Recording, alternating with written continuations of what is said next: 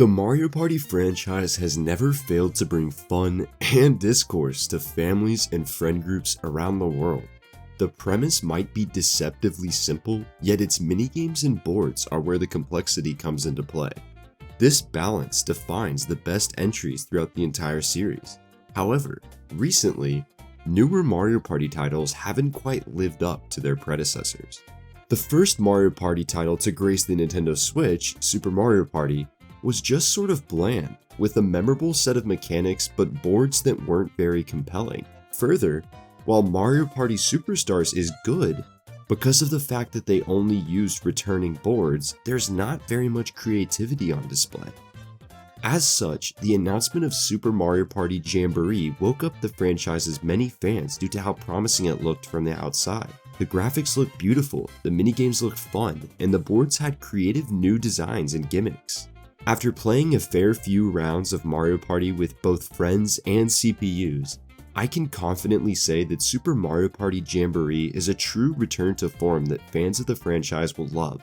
Make no mistake, if you've been yearning for a new game to enjoy with friends and family alike while debating with yourself if you'd be better off moving out of your home and running away instead of losing a star, this is the game for you.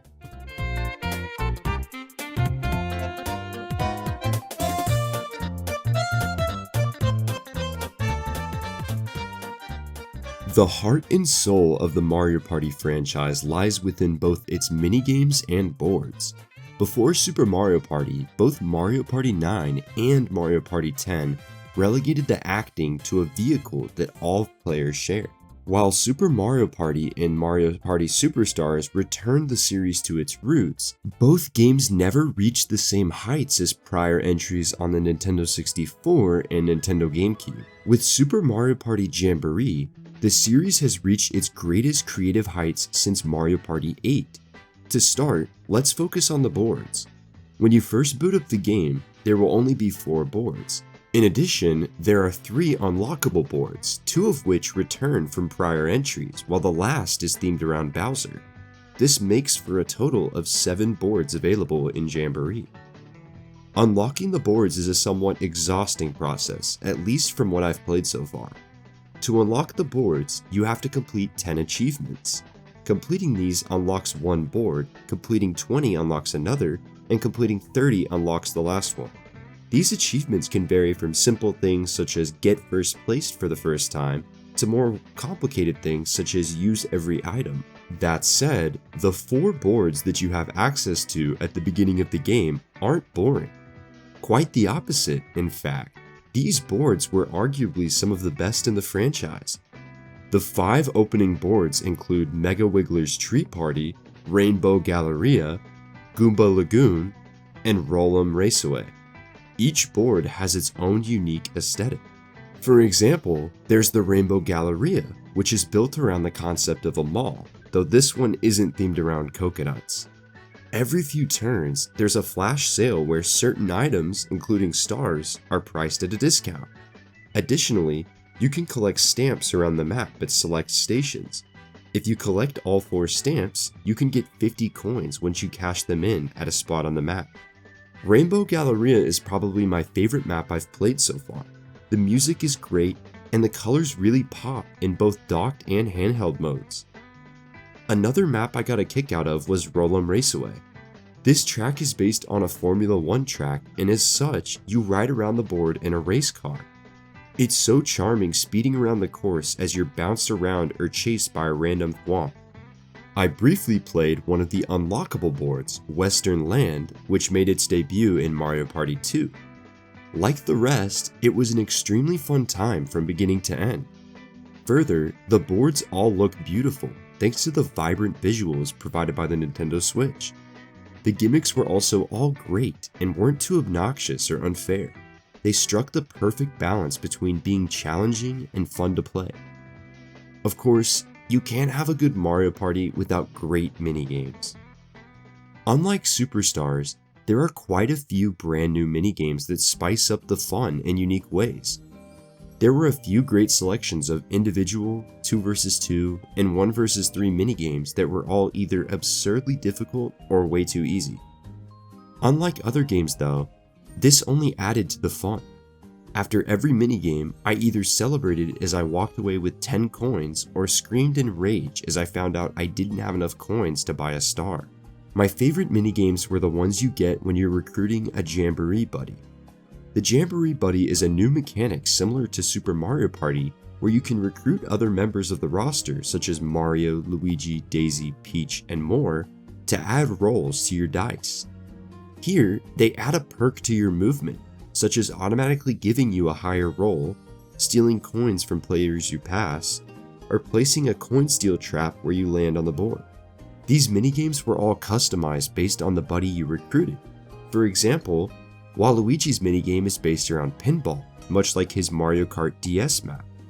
On the other hand, Donkey Kong's minigame involves playing the bonkos, similar to his depiction in Donkey Kong Jungle Beat. There are countless others to explore, and I look forward to the day where I can find them all. Overall, Super Mario Party strikes the perfect balance between great boards and great minigames. Both sides of the spectrum have some of the most creative designs ever seen in the franchise. On its own, this would be more than enough to justify a purchase. However, the game goes above and beyond, adding several other modes for fans looking for some variety in their play.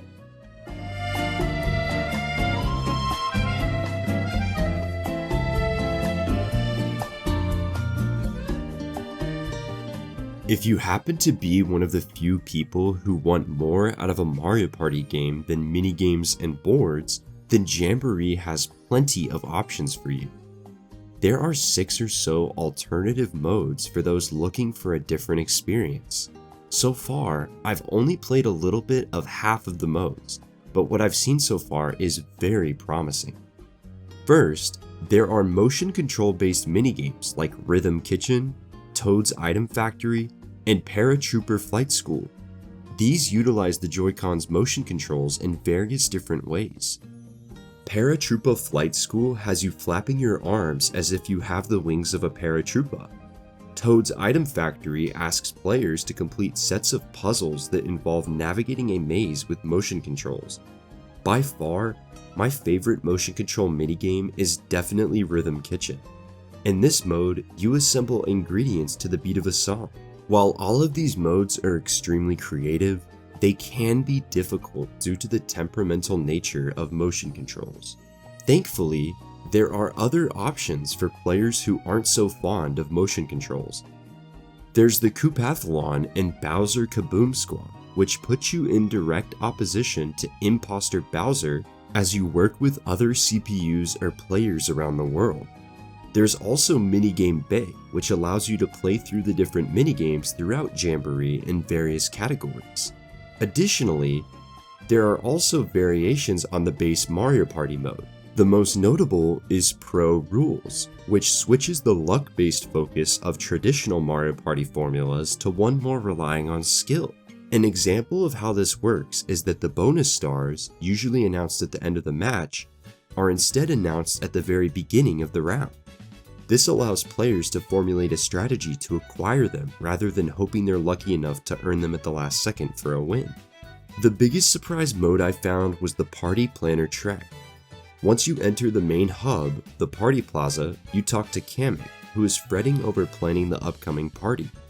You can ask him to help in the game's equivalent of a story mode, where you can pick one of Jamboree's many playable characters to explore its countless boards.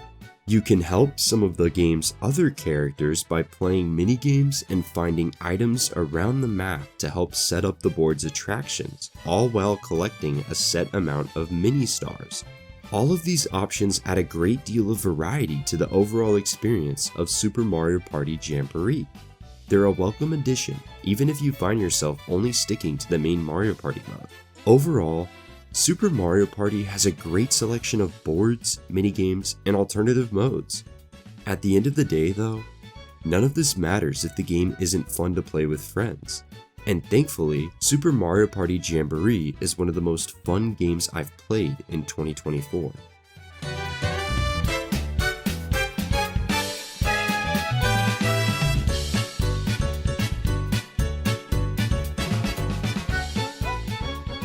I had a chance to play Super Mario Party Jamboree with my fellow Final Weapon rider, Ryuji. To be completely honest, we hadn't really talked much besides the occasional hello, yet when we started playing the game together, we were talking as if we'd known each other for years. In my opinion, the magic of Mario Party lies within its ability to bring people together, as well as break them apart. I personally live in the United States, while Ryuji lives in Brazil. And despite some minor stuttering, the game ran nearly flawlessly despite us living thousands of miles away from each other. During every match we played together, we found ourselves at each other's throats for 1 second and grinning like fools the next. We stole stars from each other, teamed up against the other CPU players, and celebrated when we won a minigame right before landing on a Bowser space. It's been a really long time since a Mario Party game has won me over so quickly. I'm already planning parties with my friends in the coming weeks and months where we'll play Jamboree together. I can't wait to see the arguments and conversations it starts. Super Mario Party Jamboree feels like the perfect way to bring people back together, especially for those who haven't met in a long time. I adored the time I spent with this game. I love playing through the different boards. I had a blast with all the different minigames, and I even enjoyed trying out the different modes.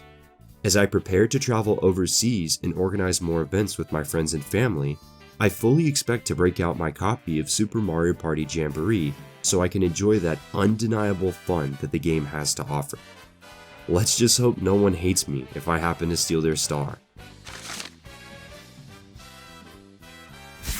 Final Weapon is giving Super Mario Party Jamboree 4.5 out of 5 stars. Nintendo provided Final Weapon with a Nintendo Switch copy of Super Mario Party Jamboree for review purposes.